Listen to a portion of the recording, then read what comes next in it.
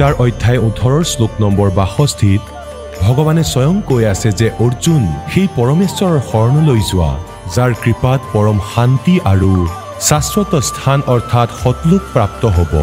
সেই পৰমেশ্বৰ কোন হয়, ক'ত আছে, কেনেকুৱা জানিবৰ কাৰণে নিশ্চয় শুনক জগতগুৰু তত্ত্বদৰ্শী সন্ত ৰামপাল দেৱ মহাৰাজৰ অমৃত বচন। সৰ্বপবিত্ৰ ধৰ্ম পবিত্ৰ শাস্ত্ৰৰ আধাৰত। ঘৰৰ মানুহে কি ক'ব, আত্মীয় স্বজনে কি ক'ব, গতিকে কৈছে পাছতে বংশই তোমাৰ কি সহায় কৰিব যেতিয়া তুমি চাৰিঠেঙীয়া জন্তু হৈ যাবা। এওঁলোকে কোনো সহায় নকৰে, কিন্তু এই সাধনা আৰু এই দৃঢ়তা চিৰদিন তোমাৰ কামত আহিব। এতিয়া মীৰাবাইৰ ইতিহাসো আপোনালোকে দেখিছে কিমান তেখেতে জ্ঞান অৰ্জনৰ পাছত সংঘৰ্ষ কৰিলে। প্ৰথমে তেওঁ মন্দিৰত গৈছিল, পাছত পৰমেশ্বৰ কবীৰদেৱ আৰু ৰবিদাস দেৱে সৎসংগ কৰি থাকোঁতে লগ পালে তেওঁ মন্দিৰৰ পৰা আহি থাকোঁতে। তাৰপিছত তেখেতৰ ইমান দৃঢ়তা জন্মিল যে সঁচাকৈ পৰমাত্মা কোনো বেলেগ, আৰু তেখেতে প্ৰথমে ৰবিদাস দেৱৰ পৰা উপদেশ লৈছিল, পাছত পৰমেশ্বৰৰ। ৰবিদাস দেৱৰ পৰা এইকাৰণে উপদেশ লৈছিল, পৰমেশ্বৰে দিবলৈ কৈছিল কাৰণ তেওঁ ব্ৰাহ্মণৰ জীয়ৰী আছিল, আৰু ৰবিদাস দেৱ মুচি জাতিৰ লোক আছিল, যাতে ভ্ৰম দূৰ হৈ যায়, যাতে তেওঁৰ মনত অহংকাৰ থাকি নাযায়। আৰু অহংকাৰ জীৱৰ শত্ৰু। যিকোনো প্ৰকাৰে যিকোনো দৃষ্টিকোণেৰে যদি মনত অহংকাৰ আহি যায় তেন্তে ভগৱানে তেওঁক সমৰ্থন নকৰে। গতিকে মীৰাবাইৰ দৃঢ় ভক্ত আছিল। যেতিয়া ৰবিদাস দেৱে ক'লে যে ভনী মই চামাৰ জাতিৰ লোক আৰু আপুনিতো ব্ৰাহ্মণৰ জীয়ৰী, তাইলৈ চাবা মানুহে তোমাক জীয়াই থাকিবলৈ নিদিব, তুমি কিয় মোক গুৰু বনাবলৈ আহিছা? তেতিয়া মীৰাবাইয়ে ক'লে যে সেই মহাত্মাই কৈছিল সেইজন কবীৰ চাহেবে আছিলে, দুইটা তেওঁৰে লীলা, কবীৰ দেৱৰ লীলা, এইবোৰ আগৰ পৰাই ঠিক কৰি থোৱা আছিল। তেখেতে ক'লে যে মহাৰাজ মইতো কেঁচা কাম নকৰোঁ, আপুনি মোৰ পিতা, মই আপোনাৰ জীয়ৰী, মোক নাম দিয়ক, বাদ দিয়ক এই কুল আৰু সমাজ।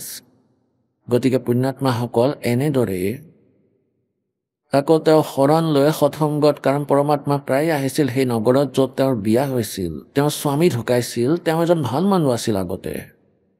তেখেতে মীৰাবাইক বাধা দিয়া নাছিল মন্দিৰত যাবলৈ, কিন্তু তেওঁৰ দেৱৰে দৃষ্টিকোণত একেবাৰে প্ৰতিবন্ধতা লগাই দিছিল যে তুমি ঘৰৰ পৰা নোলাবা, মানুহে আমাৰ ওপৰত থুই দিব যে তোমাৰ বৌ বাহিৰলৈ যায়, তেওঁৰ স্বামীও লগত নাই। কিন্তু আগতেতো মন্দিৰলৈহে গৈছিল, কিন্তু এতিয়া ৰাতিও যোৱা আৰম্ভ কৰিলে সৎসংগত।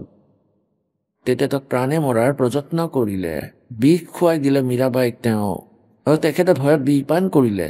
কৈছিল কোনো কথা নাই, বিষ যদি নোখোৱা তেন্তে তৰোৱালেৰে কাটিম।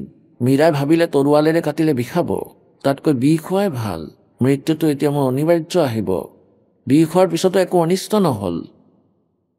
कहते हैं मीराबाई को मारने लगे, जहर का प्याला प्यारे, पीवत ही अमृत हो गया सर्द ही आरे। ক'লে ইমান বিষাক্ত বিষ খোৱালা, কিন্তু পৰমাত্মাৰ কৃপাৰে সেই বিষো অমৃত হৈ গ'ল, নমৰিলে, আৰু বহু প্ৰকাৰে চেষ্টা কৰাৰ পিছতো মৃত্যু নহ'ল। শেষত মীৰাবাইৰ মাপক মাতি আনিলে তেওঁৰ দেৱৰে, তেওঁ ৰজা আছিল, আৰু ক'লে মাহী আপুনি তেওঁক বুজাই দিয়ক, তেওঁ আমাৰ মান সন্মান নাইকিয়া কৰি দিছে। আগতে দিনৰ ভাগত মন্দিৰলৈ গৈছিল, এতিয়া ৰাতি সৎসংগলৈ যায়। এতিয়া সাংসাৰিক মানুহেতো ইমান কথা জানে। মীৰাবাইৰ মাকে কি কৈছে, सत्संग में जाना मीरा छोड़ दे, सत्संग में जाना मीरा छोड़ दे, हाय मारी लोग करें तकरार, सत्संग में जाना मीरा छोड़ दे, हाय मारी लोग करें तकरार, सत्संग में जाना मीरा। এতিয়া মীৰাবাইয়ে কি কৈছে, सत्संग में जाना मेरा ना छूटे रे, सत्संग में जाना मेरा ना छोटे, हारी चाहे जड़ के मरो सन सारे, सत्संग में जाना मेरा ना छूटे, हारी चाहे जड़ के मरो सन सारे, सत्संग में जाना मेरा ना छूटे, तेरे सत्संग के राह में है, हरे सत्संग के राह में ही आए वप रहते हैं काड़े नाग, कोई कोई नाग तन डस ले वही, आए वप रहते हैं काड़े नाग, कोई कोई नाग तन डस ले वही। जब सतगुरु मारे मेरे करेरी, जब सतगुरु जी की मेरे होएरी, हारी व तो सर पगड़े वे बने जाओ, सत्संग में जाना मेरा ना छूटे, हारी व तो सर पगड़े वे बने जाओ, सत्संग में जाना मेरा ना छूटे, हरे सत्संग के राह में, हरे सत्संग के राह में आए वहाँ पर रहते हैं बबरी शेर, कोई कोई शेर तन खा ले वे, आए वहाँ पर रहते हैं बबरी शेर, कोई कोई शेर तन खा ले वे। जब गुरु मारे मेरे करेरी, जब गुरु मारे मेरे करेरी, हारी व तो शेरों के गिदड़ बने जाओ, सत्संग में जाना मेरा ना छूटे, हारी व तो शेरों के गिदड़ बने जाओ, सत्संग में जाना मेरा ना छूटे, हरे सत्संग के बीच में ही, हरे सत्संग के बीच में ही आए वहाँ पर रहते हैं साधु संत, कोई कोई संत तन ले रमे, आए वहाँ पर रहते हैं साधु संत, कोई कोई संत तन ले रमे, तेरे री मन में माता पाप है री, तेरे री मन में माता पाप है री, संत मेरी माँ बाप है री, संत मेरे माँ बाप है री, हारी व तो पैरे देंगे बेड़ा पार, सत्संग में जाना मेरा ना छूटे।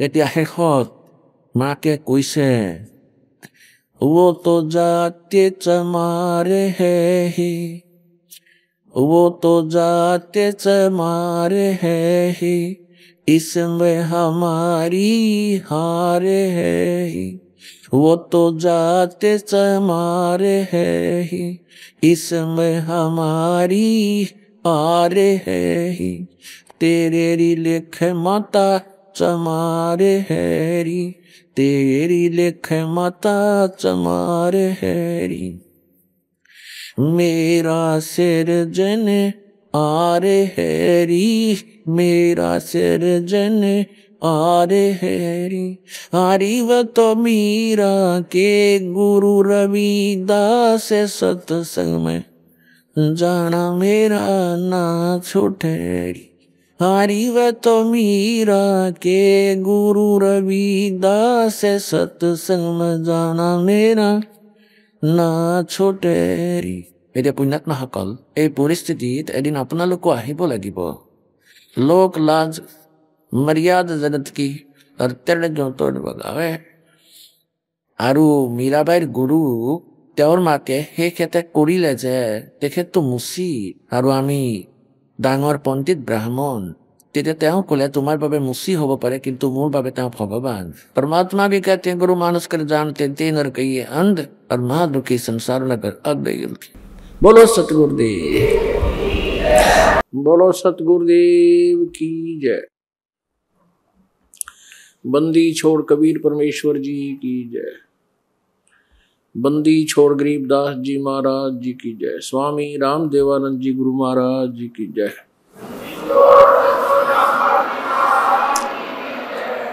सर्व संतों की जय, सर्व भक्तों की जय, धर्मी पुरुषों की जय, श्री काशी धाम की जय, श्री छुडानी धाम की जय, श्री करौथा धाम की जय, श्री बरवाला धाम की जय। सत साहिब गरीब नमो नमो सतपुरुष को नमस्कार गुरु की नहीं।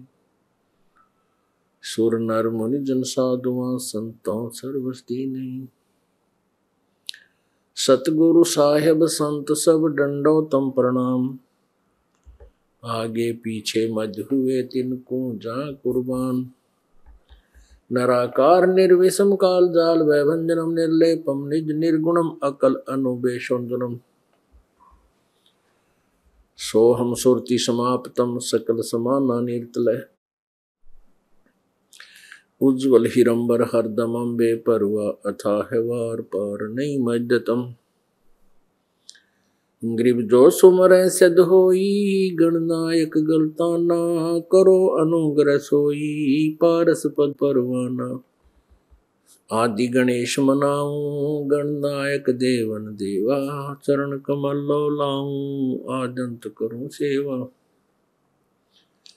परम शक्ति संगीतम विधिदाता सोई। अवगत गुण अतीतम सत्पुरुष निर्मोही।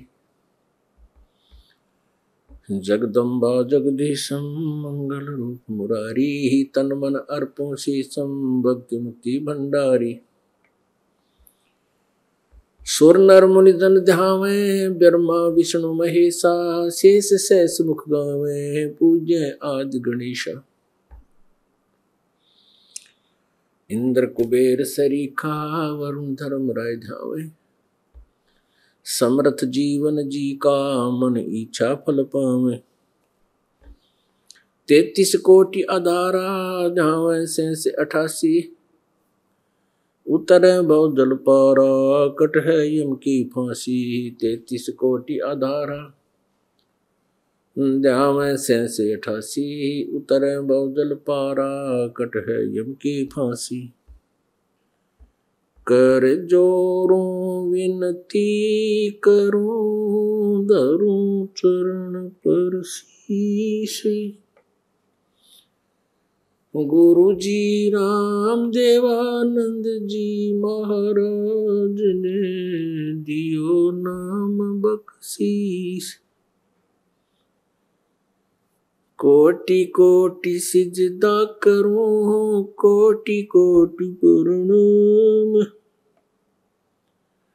चरण कमल में राखियो मैं बंदी जम गुलाम। कुत्ता हूँ गुरुदेव का रामपाल दास का नाम। गले प्रेम की जेवड़ी जांखें चोवा जाऊं। तो करो तो बावड़ू दूर दूर करो तो जाऊं। जो राखो तो ही रहूं जो देव सो खाऊं।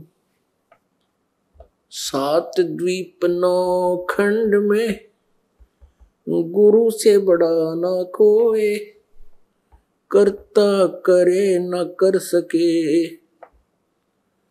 गुरु करे सो होए।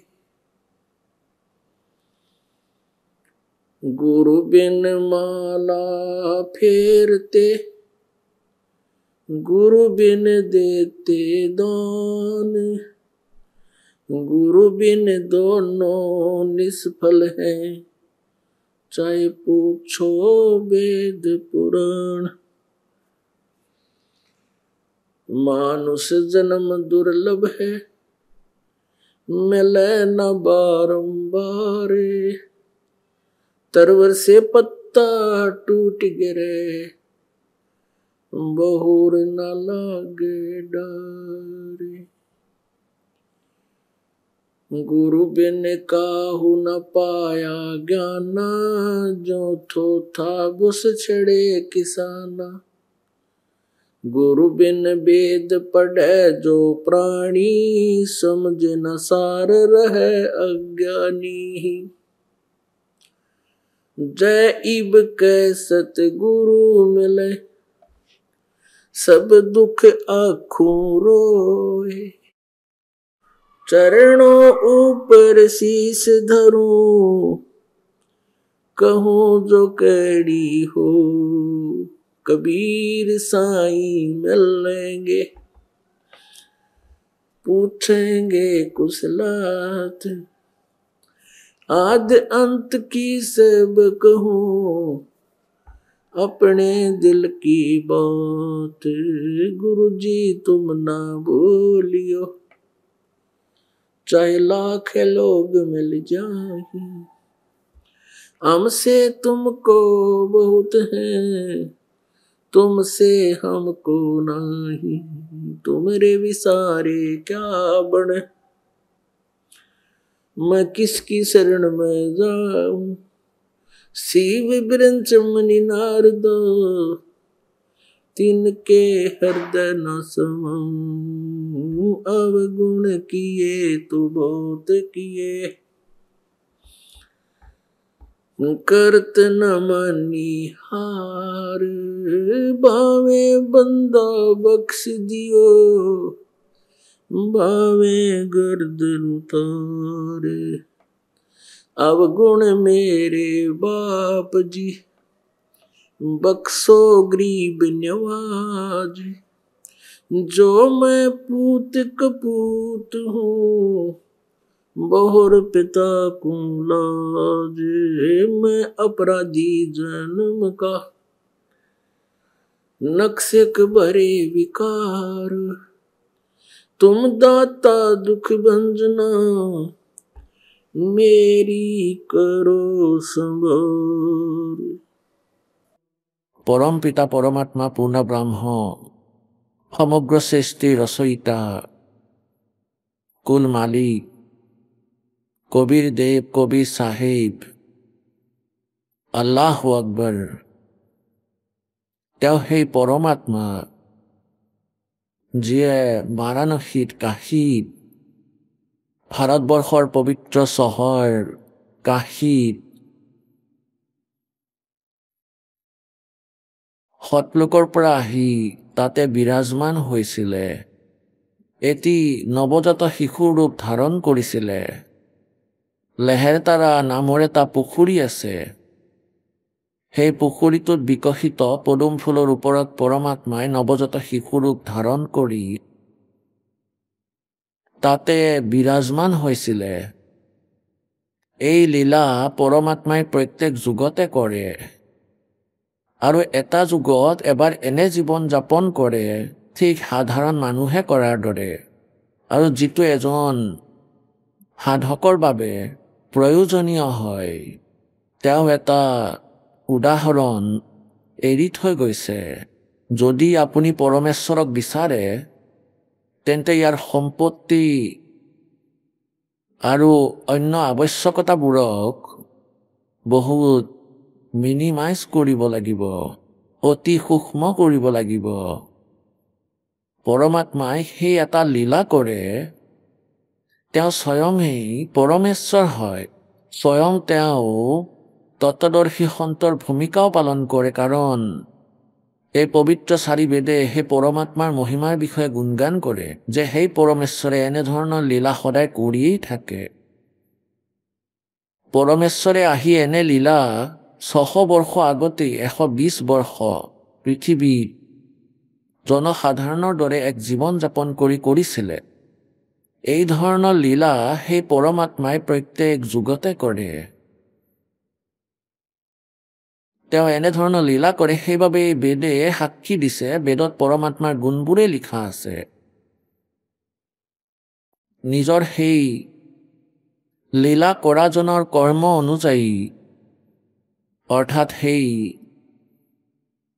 চেডেলৰ ভিত্তিত সেই পৰমাত্মা সৎলোকৰ পৰা গতি কৰি আহে আৰু এটা নৱজাত শিশু ৰূপ ধাৰণ কৰে আৰু লাহে লাহে লীলাময় শৰীৰ ডাঙৰ হোৱাটো যেতিয়া তেওঁ দেখুৱাইছিলে, লীলা কৰি আছিলে, তাৰপিছত সেই পৰমাত্মাই নিজৰ যথাৰ্থ জ্ঞানক প্ৰচাৰ কৰে, যথাৰ্থ জ্ঞান প্ৰচাৰ কৰে আৰু নিজৰ দ্বাৰা ৰচিত সৃষ্টিক স্বয়ং তেওঁ সঠিককৈ কয়। এই উদ্দেশ্যেৰে পৰমাত্মা প্ৰত্যেক যুগতে আহে। তেওঁ পূৰ্ণ ব্ৰহ্ম আৰু নিজৰ মহিমাৰ বাণী নিজৰ মুখ কমলেৰে কবিতাৰ মাধ্যমত, কাব্যৰ মাধ্যমত, লোকোক্তিৰ মাধ্যমত, শব্দৰ মাধ্যমত আৰু দোহা শব্দাৱলীৰ মাধ্যমেৰে উচ্চাৰণ কৰাৰ বাবে সেই পূৰ্ণ পৰমাত্মা বিখ্যাত কবিসকলৰ মাজত এজন বুলি কোৱা হৈছে। কিন্তু তেওঁ হ'ল ভগৱান। অন্য কবিসকলো আছে, সেই কবিসকলৰ কাব্যৰ মাজত আৰু পৰমেশ্বৰৰ কাব্যৰ মাজত দিন ৰাতিৰ পাৰ্থক্য আছে। যেনেকৈ ৰহিমন দেৱো এজন কবি আছিল আৰু যেতিয়া আমি শিক্ষা গ্ৰহণ কৰিছিলোঁ, এডুকেশ্যন গ্ৰহণ কৰিছিলোঁ, পঢ়িছিলোঁ, সেই সময়ত তেতিয়া আমি এই ৰহিমন দেৱ তথা কবিৰ দেৱৰ এই বাণীবোৰ পঢ়িবলৈ পাইছিলোঁ। আমি তেওঁলোকক কবি বুলি মানিছিলোঁ, দুয়োজনকে একেদৰেই। এতিয়া আমাৰ অজ্ঞানতাৰ স্থানী যেতিয়া সমাপ্ত হ'ল, এতিয়া আমাৰ পৰমাত্মাৰ বাণী যি তেওঁকো কবি কোৱা হৈছিল আৰু আন কবিসকলৰ বাণীৰ মাজত দিন ৰাতিৰ পাৰ্থক্য যেন অনুভৱ হয়। যেনেকৈ ৰহিমন দেৱে কয় যে खीरा सिर से काट के मलिए नमक लगाए, रहीमन करवे मुखन को चाहत यही सजाए। আৰু পৰমাত্মাই কয় কবিৰ দেৱৰ বাণী বহুতেই মাৰ্মিক कि आवत गाली एक है, उल्टा हो अनेक, और कह कबे ना उलटियो वारे जे एक ही एक। এতিয়া কিমান পাৰ্থক্য আছে বাণী। ৰহিমন দেৱে কৈছে যদি কোনোবাই বেয়া কৰিছে তেনেহ'লে তেওঁক মাৰ, পিত। আৰু পৰমাত্মাই কয় যদি কোনোবাই গালি পাৰে তেনেহ'লে তেওঁক উত্তৰ দিব নালাগে। যদি তুমিও উত্তৰ দিয়া তেন্তে তেওঁ দুটা গালি আৰু বেছিকৈহে দিব। আকৌ পৰমাত্মাই কৈছে যদি তুমি সেই ৰহিমনৰ ফৰ্মুলাক আপোন কৰি লোৱা তেন্তে কি কয়, গালি হি সে উপজে কলে কষ্ট আৰু মিজ। সেই গালিৰ দ্বাৰা বেয়া কওঁতাজনে যি ক'বলগীয়া আছিল সেয়া কৈ দিলে, শুনিলে, ক'লে।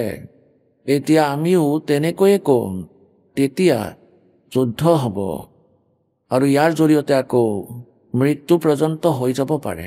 गाली ही से उपजे कलह कष्ट और मीच, हार चले सो साधु है और लाग मरे सो नीच। এতিয়া পৰমাত্মাই কৈছে তেওঁৰ পৰা শুনি তেওঁৰ দুটা কথা, ভাল বেয়া যি নিজে আঁতৰি যায় তেনেহ'লে তেওঁ সন্ত, আৰু তেওঁৰ দৰে পলাই যদি লাখুটি উঠাই লয় তেনেহ'লে তেওঁ নিজ লগালগি কৰি মৰি যাব।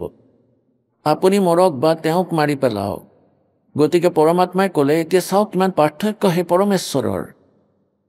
সেই পৰমেশ্বৰক যাক আমি কবি বুলি কৈছিলোঁ তেওঁতো কবিয়েই হয়, কাৰণ নিজৰ মহিমাৰ বাণী কাব্যনা অৰ্থাৎ কবিতাবোৰৰ উচ্চাৰণ কৰিলে আমি তেখেতৰ শব্দাৱলী, তেওঁৰ দোহাবোৰক যিসকলে পঢ়ে ইয়াৰ আধাৰত আমি তেওঁক কবি বুলিও মানিছিলোঁ আৰু বিখ্যাত কবিসকলৰ মাজত তেওঁ এজন। আৰু বেদে এয়াই প্ৰমাণ দিয়ে। কিন্তু পৰমাত্মাৰ বাণীবোৰ অন্য কবিসকলতকৈ বহুত উত্তম হয়, অতি শ্ৰেষ্ঠ হয়। গতিকে এই প্ৰকাৰে আমি পৰমাত্মাক চিনি পাম, কাৰণ তেওঁৰ মহিমা সকলো সৎগ্ৰন্থতে লিপিবদ্ধ আছে। এই পৰমেশ্বৰ স্বয়ঙেই সন্ত হয়, স্বয়ঙেই সদ্গুৰু হয়। সন্তৰ অৰ্থ এইটো হয় চলত চয়েদ ৰচিক দা জালে। সাধু সন্ত ভগত যিসকলে সকলো বেয়া ত্যাগ কৰি আৱৰ্জনা ত্যাগ কৰি বিকাৰ এই বিষক ত্যাগ কৰি চিধা খোজ দিয়ে, আৰু যেনেকৈ এতিয়া আপোনালোকে শুনিলে যে তাৰোৰে লগত কোনো কাজিয়া পেচালো নকৰে, গতিকে তেওঁ স্বয়ং সদ্গুৰু, স্বয়ং হংস আৰু স্বয়ঙেই তেওঁ পৰমেশ্বৰ। तुम साहेब तुम संत हो, तुम सतगुरु तुम हमसे, गरीबदास तेरे रूप बिना और न दूजा अंश। যিসকল মহাপুৰুষে পৰমাত্মাক চিনি পালে, তেওঁলোকৰ সৈতে সাক্ষাৎ কৰিলে, তেওঁলোকে আকৌ মালিকৰ মহিমাৰ বিষয়ে কৈছে যে তুম হি दोहू ठोर है एक तू, बया एक से दो, गरीबदास हम कारणे तुम आए हो मगजोय। স্বামী ৰামানন্দ দেৱে যেতিয়া পৰমাত্মাক পালে, তেতিয়া যেতিয়া তেওঁ ওপৰত পৰমেশ্বৰৰ সতলোক স্থিতি দেখিলে, দৃশ্য দেখিলে, সতলোক দেখিলে, পৰমেশ্বৰ কবীৰদেৱৰ মহিমাৰ লগত তেওঁ পৰিচিত হ'ল। তেওঁ 104 বছৰৰ বৃদ্ধ সেই মহৰ্ষিৰ 4 বেদ কণ্ঠস্থ আছিলে, পবিত্ৰ গীতা কণ্ঠস্থ আছিলে, 18 পুৰাণ তেওঁৰ মুখস্থ আছিল, সংস্কৃতত সকলোখিনি মনত আছিল, আৰু বহুত ডাঙৰ যোগী সিদ্ধ হৈ আছিলে, মহাপুৰুষ মহৰ্ষি পদবী প্ৰাপ্ত আছিলে, 1400 ঋষি শিষ্য বনাই থৈছিলে। কিন্তু তেওঁ একেবাৰে বেদ জ্ঞানহীন আছিলে, তত্ত্বজ্ঞানহীন আছিলে। তেতিয়া পৰমেশ্বৰে তেওঁ পালে, যেনেকুৱাই মালিকৰ বিধান আছিল। ঋগ্বেদ মণ্ডল নম্বৰ 9 সূক্ত নম্বৰ 86 মন্ত্ৰ 26 আৰু 27, ঋগ্বেদ মণ্ডল নম্বৰ 9 সূক্ত নম্বৰ 82 মন্ত্ৰ 1, 2, 3, ঋগ্বেদ মণ্ডল নম্বৰ 9 সূক্ত নম্বৰ 96 16 পৰা 20লৈকে। আৰু ক'ত ক'ত বৰ্ণনা কৰিমেই পৰমাত্মাৰ গোটেই বেদত এই কবিৰ ভগৱানৰ মহিমাৰ বিষয়ে ভৰি আছে। ওতপ্ৰোতভাৱে তেওঁৰ সেই লীলাবোৰৰ ব্যাখ্যা ইয়াত দিয়া আছে, যিবোৰ লীলা পৰমাত্মাই স্বাভাৱিকতে কৰিছিলে। তেওঁ কি কৰিছিলে, কি বৰ্ণনা আছে এই বেদৰ এই মন্ত্ৰত। আৰু ঋগ্বেদ মণ্ডল নম্বৰ 9 সূক্ত নম্বৰ 1 মন্ত্ৰ নম্বৰ 9, ঋগ্বেদ মণ্ডল নম্বৰ 10 সূক্ত 161 মন্ত্ৰ নম্বৰ 2, ঋগ্বেদ মণ্ডল নম্বৰ 9 সূক্ত নম্বৰ 80 মন্ত্ৰ নম্বৰ 2 কি ক'লে যে তেওঁ পূৰ্ণ পৰমাত্মা। ওপৰত সস্খণ্ডত সতলোকত থাকে। যজুৰ্বেদ অধ্যায় নম্বৰ 5 মন্ত্ৰ নম্বৰ 1 আৰু 32, যজুৰ্বেদ অধ্যায় 1 মন্ত্ৰ 15 আৰু যজুৰ্বেদ অধ্যায় নম্বৰ 40 মন্ত্ৰ নম্বৰ 17, যজুৰ্বেদ অধ্যায় নম্বৰ 40 মন্ত্ৰ 8। ক'ত ক'ত বৰ্ণনা কৰিমেই কবিৰ পৰমেশ্বৰৰ মহিমাৰ বিষয়ে ওতপ্ৰোত। এই সকলো পবিত্ৰ গ্ৰন্থত বেদৰ মন্ত্ৰত কি সাৰাংশ দিয়া আছে যে সেই পৰমাত্মা কবিৰ অংগাৰী আছি বংগাৰী আছি সবৰ জ্যোতি এৰেত ধামা আছি। যজুৰ্বেদ অধ্যায় 5 মন্ত্ৰ নম্বৰ 32 যে তেওঁ পৰমাত্মা কবিৰ হয়। কবিৰ হয় আৰু কবি বুলি কোৱা হয়। আমি তেওঁক কবিৰ দেৱ বুলি কওঁ, কবিৰ দেৱ, কবিৰ চাহেব। আমি তেওঁক কবিৰ চাহেব বুলি ক'বলৈ ধৰিছোঁ, কবিৰ। আৰু এই ব্যাকৰণৰ জ্ঞাতাই তেওঁক কবি বুলি কয় যে তেওঁ কবিৰ দেৱ য'ত লিখা আছে তাক কবিৰ চাহেব বুলি কওঁ, কবিৰ চাহেব। আমি সেই কবিৰ দেৱক কবিৰ চাহেব বুলি ক'বলৈ ধৰিছোঁ আমাৰ লোকেল লেংগুৱেজত। আৰু সেয়াই আমাৰ গোটেই সমাজত এই মাতৃভাষাৰ ভিতৰত যিটো আছে কবিৰ দেৱ বুলি আখ্যা পালে। আৰু বেদে তেওঁক কবিৰ বুলি কয়।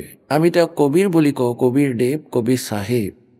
গতিকে ইয়াত লিখা আছে যে এই কবিৰ দেৱ, এই পৰমাত্মা সশৰীৰে আছে, সশৰীৰে আছে। अग्ने तनुरसी হে পৰমেশ্বৰ, অগ্নে মানে পৰমেশ্বৰ, হে পৰমেশ্বৰ আপুনি, তনু মানে আপোনাৰ, তনু মানে শৰীৰ, আছি মানে আছে, তেজময় যুক্ত শৰীৰ।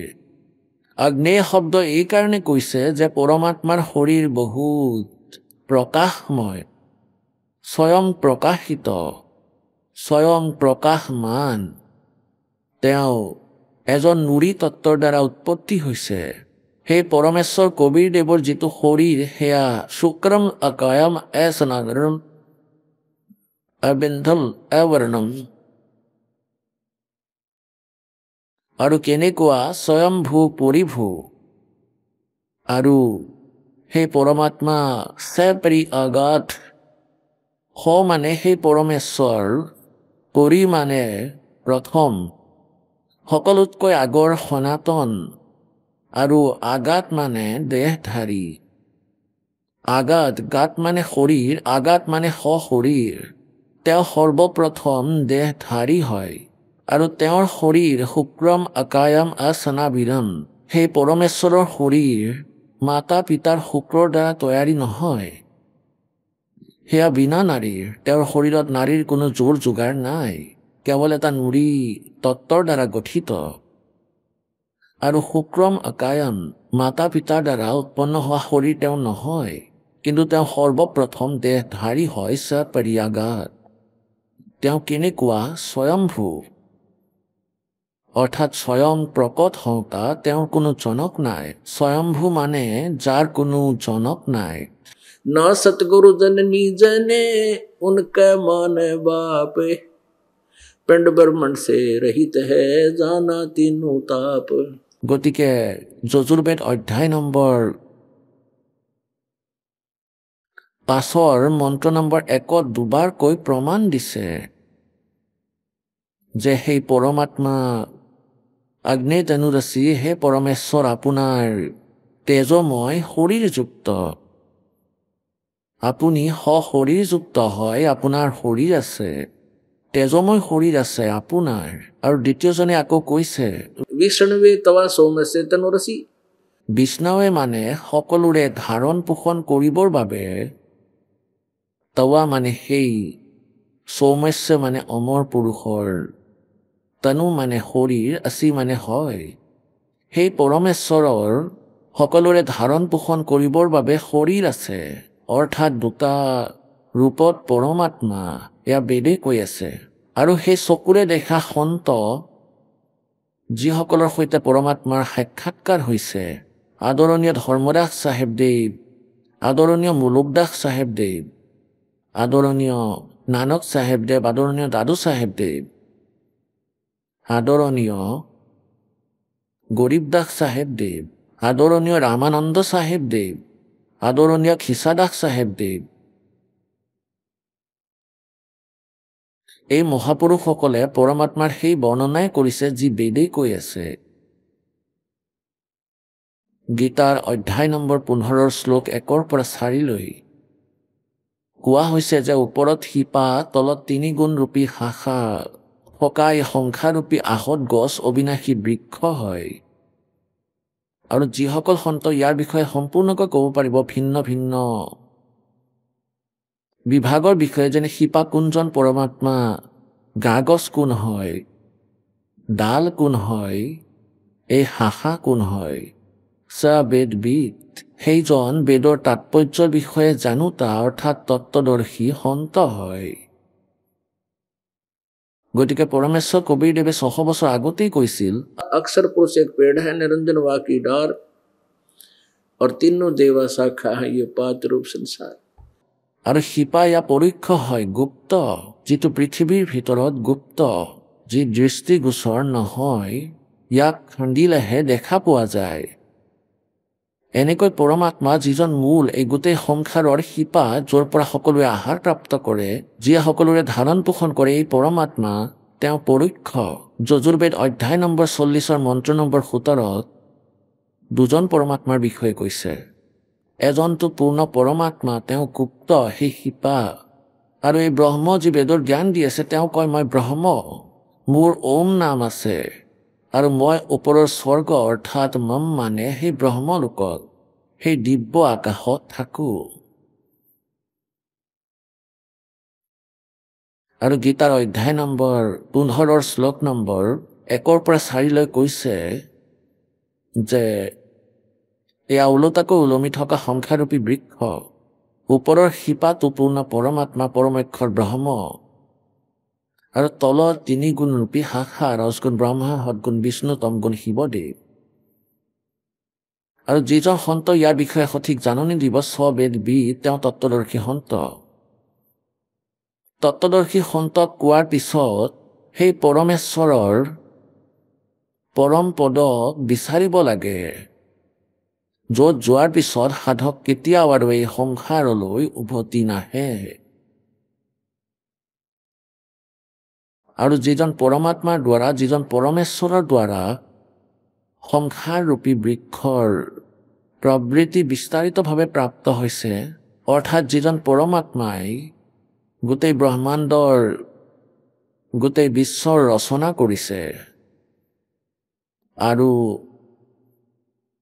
ময়ো তেওঁৰেই শৰণত আছো, এই বিচাৰ কৰি তেওঁৰেই ধ্যান কৰা, তেখেতৰ ভক্তি কৰা গীতাৰ জ্ঞানদাতাই কয়। আৰু গীতা জ্ঞানদাতা ব্ৰহ্ম হয় শ্ৰীকৃষ্ণত প্ৰৱেশ কৰি কৈ আছে 4ৰ্থ অধ্যায়ৰ 5 নম্বৰ শ্লোকত আৰু 9 নম্বৰ শ্লোকত কৈছে যে অৰ্জুন, তোমাৰ আৰু মোৰ বহুবাৰ জন্ম হৈ গ'ল, তুমি নাজানা কিন্তু মই জানো, মোৰ জন্ম আৰু কৰ্ম দিব্য। গীতাৰ অধ্যায় নম্বৰ 2 শ্লোক নম্বৰ 12 কৈছে অৰ্জুন, তোমাৰ আৰু মোৰ আগতেও জন্ম হৈছিলে, এই ৰজাসকলৰো এই সৈনিকসকলৰো আগতে জন্ম হৈছিলে, আপুনি মই আৰু এই সকলোৱে পিছত আকৌ জন্ম ল'ম। এইটো নাভাবিবা যে আমি এতিয়া বৰ্তমানতেই জন্ম লৈছো, এনেকৈ তুমি নাভাবিবা। তোমাৰ আৰু মোৰ জন্ম আৰু সকলোৰে সদায় হৈ থাকিব জন্ম মৃত্যু। ইয়াৰ দ্বাৰা সিদ্ধ হয় যে গীতাৰ জ্ঞানদাতা এই ব্ৰহ্ম, যাক পৰমেশ্বৰে ক্ষৰ পুৰুষ বুলি কৈছে, এওঁ নাশবান প্ৰভু হয়। ইয়াৰ প্ৰমাণ এই গীতাৰ অধ্যায় নম্বৰ 15 শ্লোক নম্বৰ 16 দিছে, ক্ষৰ পুৰুষ আৰু অক্ষৰ পুৰুষ এই দুয়ো নাশবান। ক্ষৰ পুৰুষ এওঁ ব্ৰহ্ম হয়, ক্ষৰ ব্ৰহ্ম বুলিও ক'ব পাৰি এওঁ, আৰু অক্ষৰ পুৰুষক অক্ষৰ ব্ৰহ্ম অৰ্থাৎ পৰব্ৰহ্ম বুলিও কোৱা হয়। এই দুয়োজনেই নাশবান। এওঁলোকৰ অন্তৰ্গত সকলোবোৰ প্ৰাণী যিমানেই প্ৰাণী আছে তেওঁলোকৰ স্থূল শৰীৰো নাশবান হয়। জীৱাত্মাটোৱে আণ্ডাৰষ্টুড হয়, ইয়াক কাৰোৰে মৃত্যু নহয়। আকৌ 15 নম্বৰ অধ্যায়ৰ 17 নম্বৰ শ্লোকত কৈছে যে অৰ্জুন, উত্তম পুৰুষটো সেই বাস্তৱিক পৰমাত্মা যিজন সৰ্বশ্ৰেষ্ঠ প্ৰভু, গতিকে এই দুয়ো ক্ষৰ পুৰুষ আৰু অক্ষৰ পুৰুষ, যিটো 16 নম্বৰ শ্লোকত ক'লে 15 নম্বৰ অধ্যায়ৰ গীতাৰ অধ্যায় নম্বৰ 15-16 নম্বৰ শ্লোকত যি দুজন পুৰুষৰ বিষয়ে প্ৰভুৰ বিষয়ে কৈছে, ক্ষৰ পুৰুষ আৰু অক্ষৰ পুৰুষ, তেওঁলোকতকৈ কোনো বেলেগ হয়। উত্তম পুৰুষ, শ্ৰেষ্ঠ পুৰুষোত্তম, অৰ্থাৎ ভাল আত্মা, ভাল ভগৱান, শ্ৰেষ্ঠ প্ৰভু, যাক পৰমাত্মা বুলি কোৱা হয়। उत्तम पुरुष तु अन्य परमात्मा इति उदाहरते ये लोक तरम आविश्य विभर्ति अवैश्वर।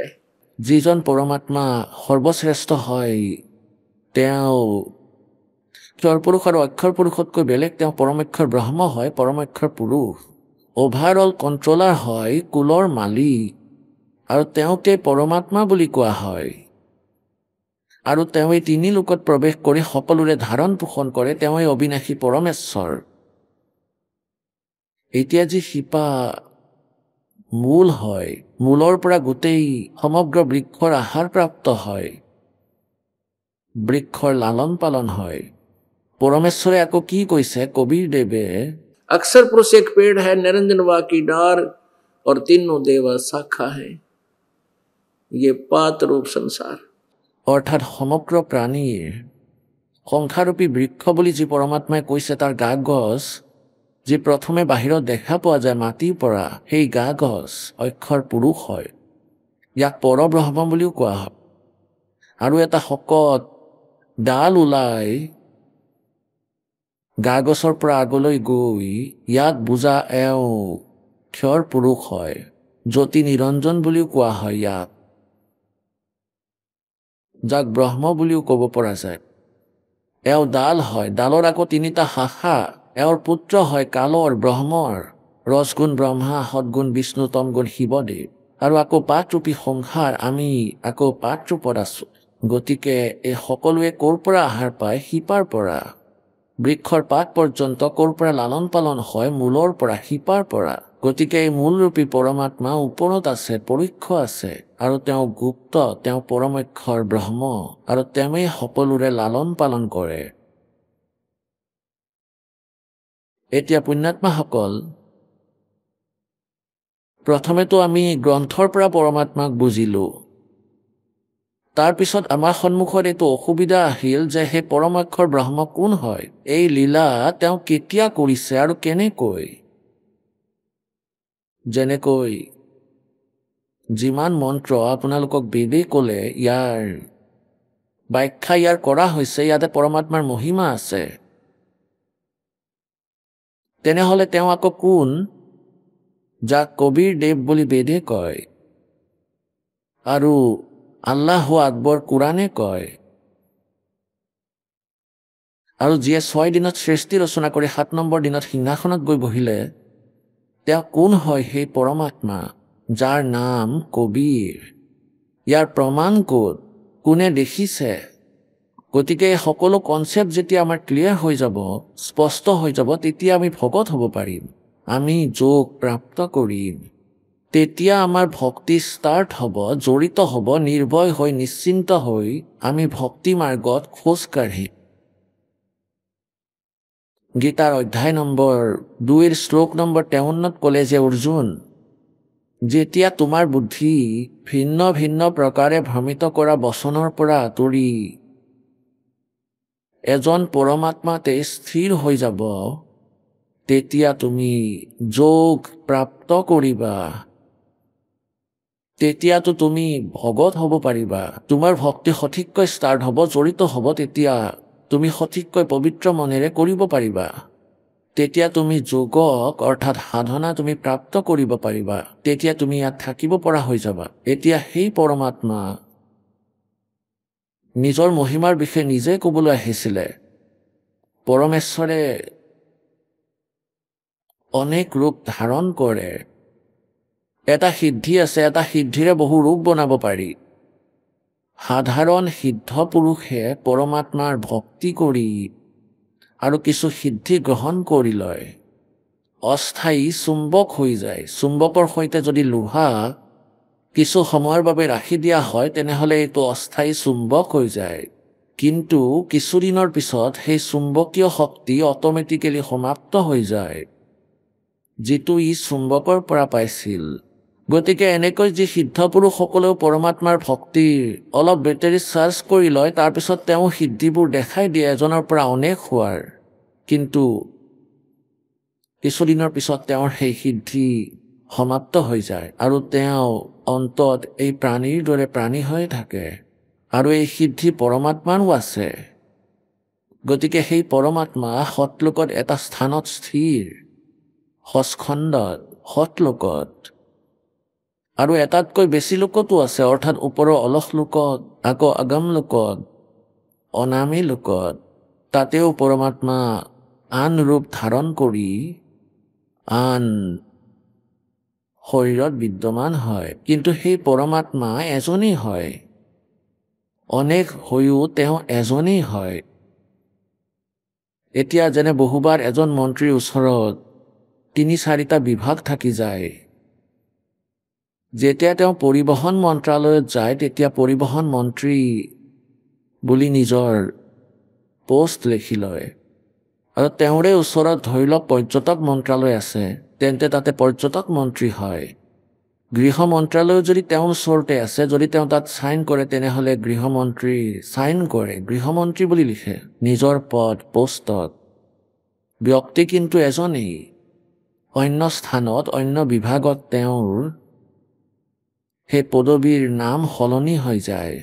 বুজি পাবলৈ এইখিনি যথেষ্ট। গতিকে কোৱাৰ অৰ্থ এইটোৱে যে যজুৰ্বেদ অধ্যায় নম্বৰ 5 আৰু শ্লোক নম্বৰ 1 দুবাৰকৈ সাক্ষী দিয়া হৈছে তাত কৈছে যে সেই পৰমেশ্বৰ শৰীৰে আছে। অগ্নি তনুৰসী হে পৰমেশ্বৰ, আপুনি তেজময় শৰীৰযুক্ত আপোনাৰ শৰীৰ আছে। আৰু আকৌ কি কৈছে, এই পৰমাত্মাটো এটা ৰূপতে তাতে স্থিৰ হৈ আছে সচখণ্ডত, সতলোকত। তাৰপিছত তাৰ পৰা বেলেগ ৰূপ ধাৰণ কৰি বদ্ৰা বস্ত্ৰ সামান্য লাল কবিৰ নিবচনানি চঞ্চল, সেই কবিৰ পৰমেশ্বৰ, সেই মহান কবিৰ, সেই সমৰ্থ কবিৰ দেৱ অন্য ভদ্ৰা বস্ত্ৰ অৰ্থাৎ অন্য বস্ত্ৰ বহুত ধুনীয়া অন্য কোনো শৰীৰ ধাৰণ কৰি আৰু সতলোকৰ পৰা গতি কৰি ইয়াক নিজৰ মহিমাৰ বাণী নিবচনানি মানে লোকোক্তিৰ মাধ্যমত ক'বলৈ আহে। আৰু সেই সময়ত অজ্ঞান অন্ধকাৰ বিয়পোৱা থাকে আৰু পুণ্যাত্মাসকলক জগায়। গতিকে সেই পৰমাত্মাই অন্য ৰূপ ধাৰণ কৰি যজুৰ্বেদ অধ্যায় নম্বৰ 5 মন্ত্ৰ নম্বৰ 1 দুবাৰকৈ কৈছে, আহক আমি এতিয়া সেই শ্ৰদ্ধালুসকলৰ অনুভৱবোৰ জানো, যিসকলে জগতগুৰু তত্ত্বদৰ্শী সন্ত ৰামপাল দেৱ মহাৰাজৰ পৰা দীক্ষা প্ৰাপ্ত কৰিছে তথা তেওঁৱে কোৱা ভক্তি মাৰ্গ এওঁলোকে অৱলম্বন কৰি আছে। ছাৰ নমস্কাৰ। নমস্কাৰ ছাৰ। কি নাম আপোনাৰ? বালগোবিন্দ কুমাৰ। ক'ৰ পৰা আহিছে আপুনি? ৰামগড় ঝাৰখণ্ডৰ পৰা। সন্ত ৰামপালদেৱ মহাৰাজৰ পৰা নাম দীক্ষা কেতিয়া ল'লে আপুনি? মই সন্ত ৰামপালদেৱ মহাৰাজৰ শৰণলৈ 30 জানুৱাৰী 2016 আহিছিলোঁ। সন্ত ৰামপালদেৱ মহাৰাজৰ পৰা নাম দীক্ষা লোৱাৰ আগত আপুনি কি ভক্তি সাধনা কৰিছিল? মই ছাৰ শিৱদেৱৰ দৃঢ় ভক্ত আছিলোঁ, যি নেকি আজি শিৱদেৱৰ এয়া কৰিবলৈ ডাঙৰ মন্দিৰ নিৰ্মাণ কৰাই আছিলে পূৰ্বপুৰুষসকলে, সেয়া আধা কৰা আছিল।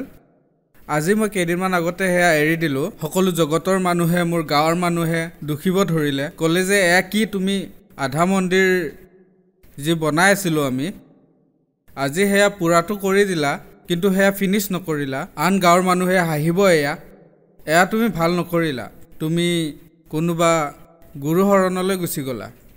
মই কোনো গুৰু শৰণলৈ অহা নাই, মই সত্যতাৰ শৰণলৈ আহিছোঁ, যিয়ে মোৰ জীৱনত আৰু অহা প্ৰজন্মত এয়া সত্যতাই লগত থাকিব সকলোৰে। মই তেওঁৰ শৰণলৈ আহিছোঁ। সন্ত ৰামপালদেৱ মহাৰাজৰ বিষয়ে আপুনি কেনেকৈ গম পালে? মোৰ বৰদেউতাৰ ল'ৰা ভগতদেৱ, তেওঁ প্ৰথমে শৰণলৈ গৈছিলে। তাৰপিছত তেওঁ মোক 2 বছৰৰ পৰা কৈ আছিলে যে ভাইটি কৰি লোৱা ভক্তি, পৰমাত্মা আহিছে, এতিয়া যদি নকৰা নাজানো কেতিয়া তুমি মৰা, তেতিয়া জীৱন ব্যৰ্থ হৈ যাব, তোমাৰ জন্ম মৃত্যুৰ যি ৰোগ সেয়া লাগিয়ে থাকিব আৰু তুমি ইয়াতেই থাকি যাবা। কৈছিলোঁ লৈ ল'ম এনেদৰে মানাই কৰি থাকিলোঁ। কিন্তু এদিন এনেকুৱা হ'ল যে মই ডিউটিলৈ যাবলৈ ওলাই আহিছিলোঁ, তেতিয়া কিছুমানে সৎসংগৰ বাবে ইয়াত কৰমাত ঝাৰখণ্ডতে এটা নামদান কেন্দ্ৰলৈ গৈ আছিলে। তেতিয়া মই বাইক ওলাইছিলোঁ ডিউটি যাবলৈ, তেওঁলোক বলেৰ' এখনত বহি গুচি গৈছিলে।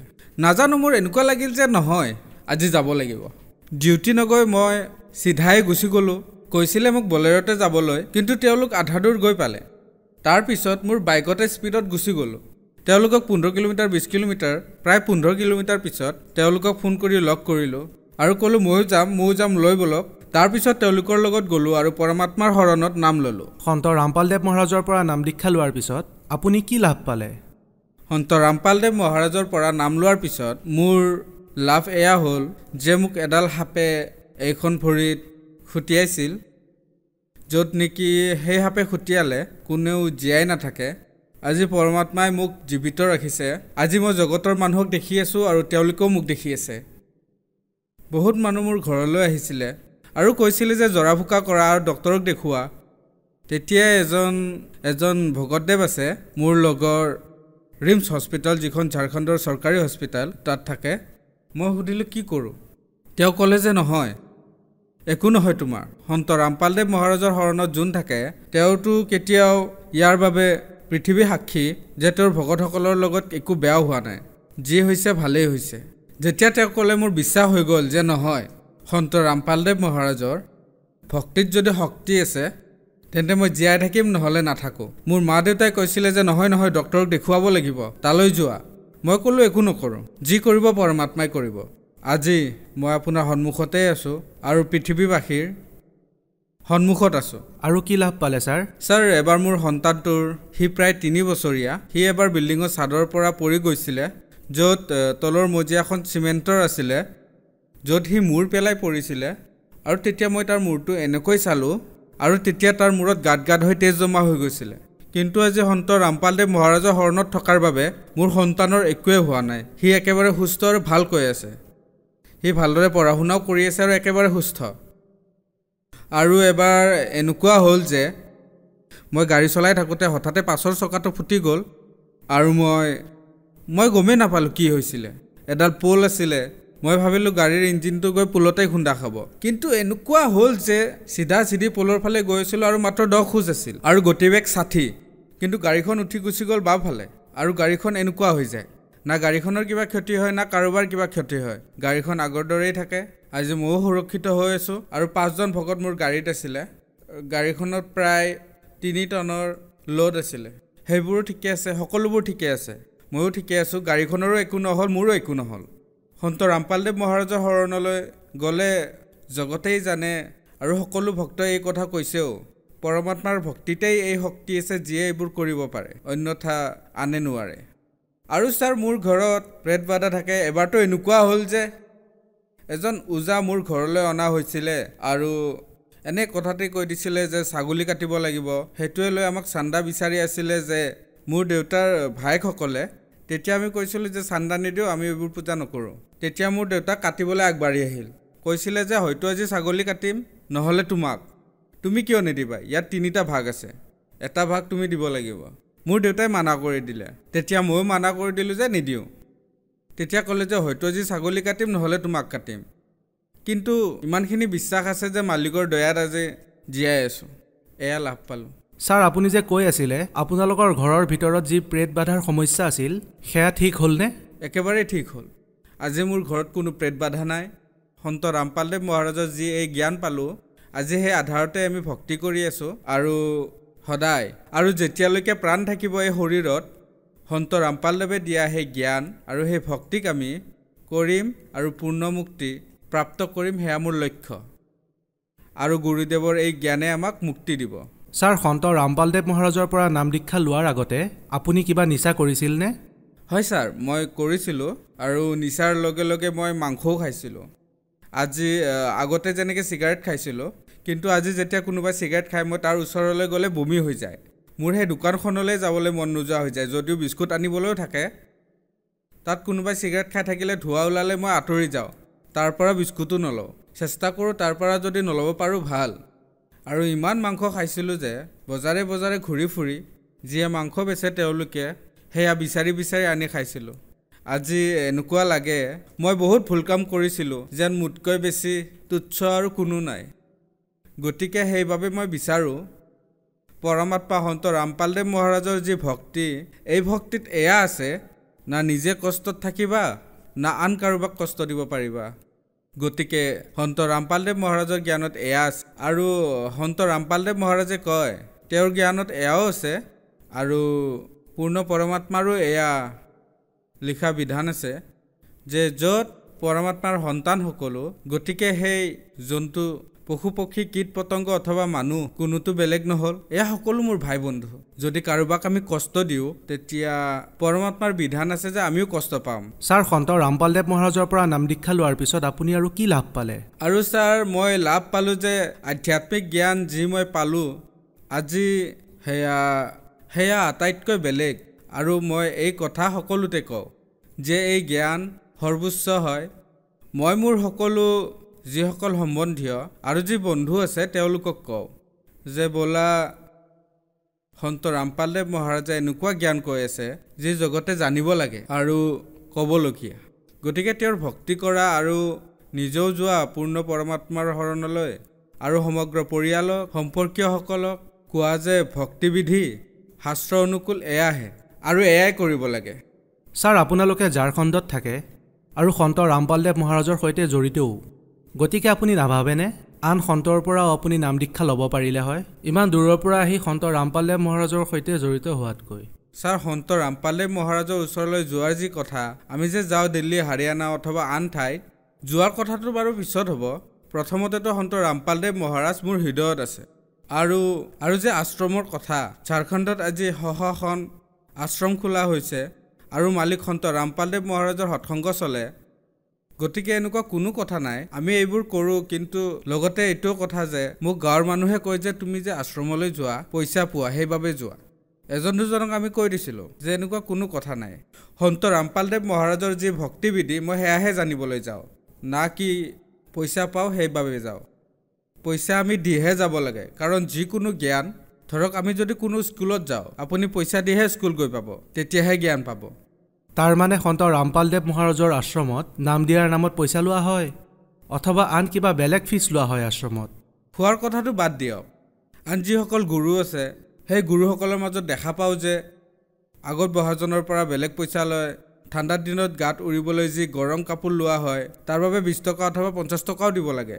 খাদ্যৰ বাবে পইচা দিব লগা হয় কিন্তু ইয়াত সন্ত ৰামপালদেৱ মহাৰাজৰ আশ্ৰমত দেখিবলৈ পাওঁ হাজাৰ হাজাৰ ভক্তৰ মাজত এনেকুৱা খাদ্য বিতৰণ হয় এনেকুৱা লাগে যেন মানুহে দেখি ভাবিবলগীয়া হয় যেন ইমান খাদ্যৰ পইচা আহে ক'ৰ পৰা তেওঁলোকৰ কিন্তু আজি চাওক সন্ত ৰামপালদেৱ মহাৰাজৰ দয়াত সকলো ভক্তয়ে খাদ্য পাই আছে কাৰো পৰাই 1 টকাও লোৱা নহয় আনকি তেওঁলোকক 10 টকাৰ সহায়হে কৰে কিন্তু নলয় ভগত সমাজক আপুনি কি বাৰ্তা দিব বিচাৰিব মই ভগত সমাজক বাৰ্তা নহয় হাজুৰ কৰি বিনম্ৰ নিবেদন জনাব বিচাৰোঁ যে সন্ত ৰামপালদেৱ মহাৰাজে যি জ্ঞান দি আছে সেয়া শাস্ত্ৰ অনুকূল সাধনা আৰু শাস্ত্ৰ বিধি সাধনা হয় সকলো মই মিলাইও চাইছিলোঁ ভাগৱত গীতা যি বেলেগকৈ পোৱা হয় সেয়াও চাইছিলোঁ আৰু সন্ত ৰামপালদেৱ মহাৰাজে লিখা যি গীতা তোমাৰ জ্ঞান অমৃত অথবা আন কোনো সেয়া মই উলিয়াই চালোঁ একেই লিখা আছে কিন্তু তাৰ যি অৰ্থ মই শ্লোক মিলাই চালোঁ যি ভগৱত গীতাত লিখা আছে সেয়া শ্লোক ইয়াতো লিখা আছে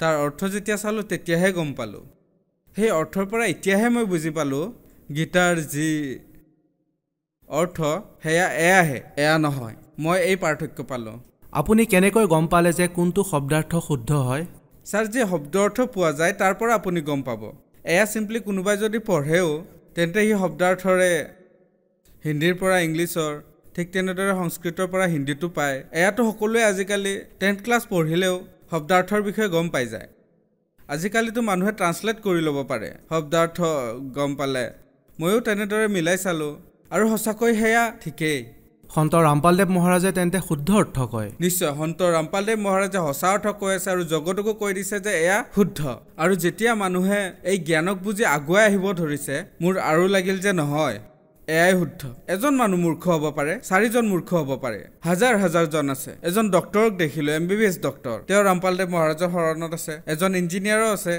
এনে অহা নাইতো মই চাইছোঁ সংস্কৃতৰ যি এয়া গ্ৰেজুৱেশ্যন কৰিছে সংস্কৃতত তেওঁকো চাইছোঁ এজনে MA কৰিছে তেওঁ কৈছে তেওঁতো সংস্কৃতত MA কৰিছে ঠিক আছে মই অশিক্ষিত অথবা আন কোনো সেইজনটো অশিক্ষিত নহয় ঠিক আছে তেওঁক পইচা দিছে কিন্তু এজনকহে দিব হাজাৰজন মানুহকতো দিব নোৱাৰে গতিকে এই কথা যিসকলে সন্ত ৰামপালদেৱ মহাৰাজৰ সৈতে জড়িত হ'ব বিচাৰে কেনেকৈ জড়িত হ'ব পাৰিব সন্ত ৰামপালদেৱ মহাৰাজৰ সৈতে জড়িত হ'বলৈ ছ'চিয়েল মিডিয়াৰ যি চেনেল আছে ইউটিউব আছে ফেচবুক আছে অথবা টুইটাৰ আছে যিকোনো ঠাইতে চাই আৰু টিভিত যি বিভিন্ন চেনেলত সৎসংগ আহে তাৰ তলত হালধীয়া শাৰী এটা থাকে তাত নম্বৰ থাকে ইয়াৰ পৰা আপোনাৰ ওচৰত যি চেণ্টাৰ আছে আপুনি ফোন কৰি গম লওক আপোনাক তৎক্ষণাতে ঠিকনাটো দিয়া হ'ব আপুনি তালৈকে গৈ নাম দীক্ষা ল'ব পাৰে ভক্তি কৰিব পাৰে বহুত ধন্যবাদ সচ্চাহে